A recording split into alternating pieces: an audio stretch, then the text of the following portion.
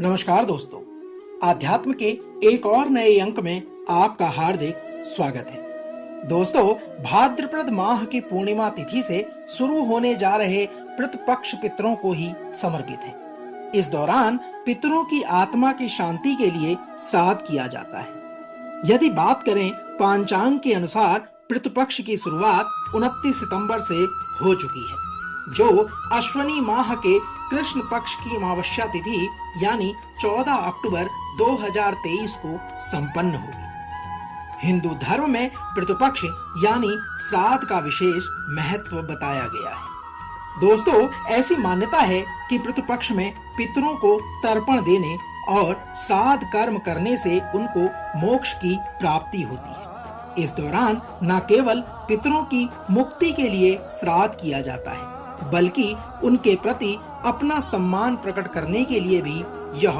कार्य किया जाता है। पितृपक्ष में श्रद्धा पूर्वक अपने पूर्वजों को जल देने का भी विधान है।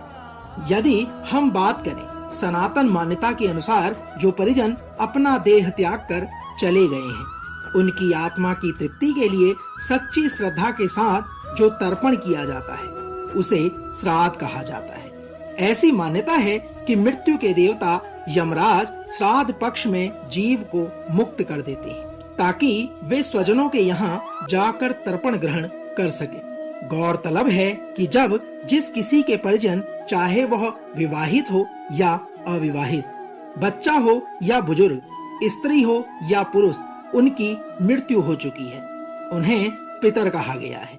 पितृपक्ष में मृत्युलोक से पृथ्वी पर पितर पहुँचते हैं और अपने परिवार के लोगों को आशीर्वाद प्रदान करते हैं।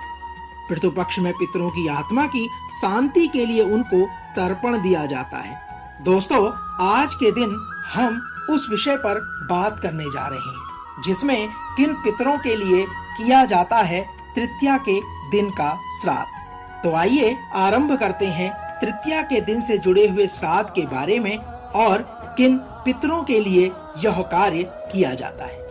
दोस्तों, जिन लोगों का देहांत इस दिन अर्थात तिथि के अनुसार दोनों पक्षों कृष्ण या शुक्ल तृतीया तिथि में हुआ है, उनका श्राद्ध इस दिन किया जाता है।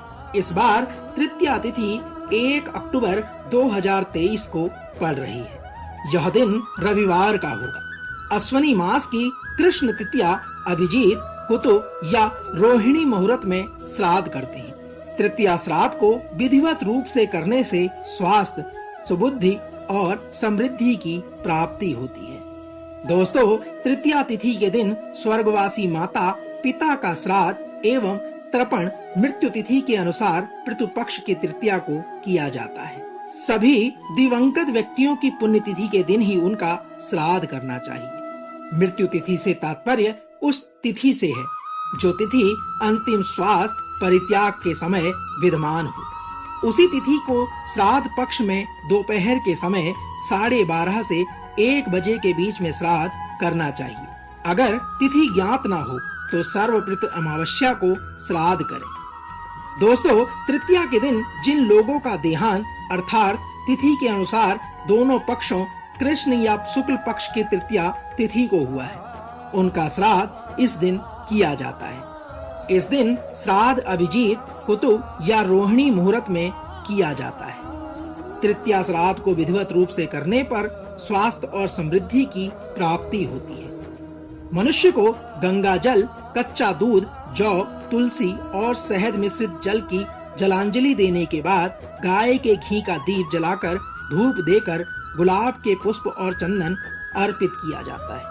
तत्पश्चात पिता से प्रारंभ करके पूर्वजों के जहाँ तक नाम याद हो वहाँ तक के पितरों के नामोच्चारण करके स्वधा शब्द से अन्न और जल अर्पित करना चाहिए तथा इस दिन भगवान विष्णु और यम की पूजा करने के बाद तर्पण कर्म करना चाहिए। पितृ के निमित्त लक्ष्मीपति का ध्यान करके श्रीमद् भागवत गीता का 3रा अध्याय का पाठ करें। पितृ श्राद्ध में कढ़ी, भात, खीर, पूरी और सब्जी का भोग लगाएं। पितरों के लिए बनाया गया भोजन रखें और अंगूठे से जल अर्पित करें। इसके बाद भोजन को गाय, कौवे और फिर कुत्ते और चींटियों को खिलाएं। तृतीय श्राद्ध में 3 ब्राह्मणों को भोजन कराया जाता है। उन्हें शक्कर, वस्त्र, चावल और यथाशक्ति दक्षिणा देकर तृप्त करना चाहिए। कहा जाता है इस दिन ग्रह क्लेश ना करें। मांसाहार, बैगन, प्याज, लहसुन, बासी भोजन, सफेद तिल, मूली, लौकी, काला नमक, सत्तू, जीरा, मसूर की दाल, सरसों का साग, चना आदि खाना वर्जित माना गया है।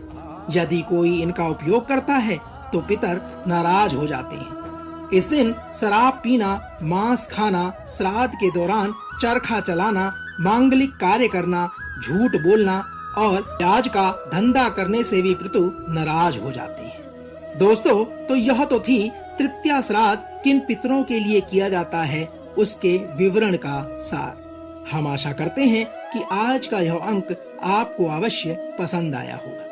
कल एक और नए अंक के साथ फिर आपसे होगी मुलाकात। तब तक जय श्री हरि विष्णु।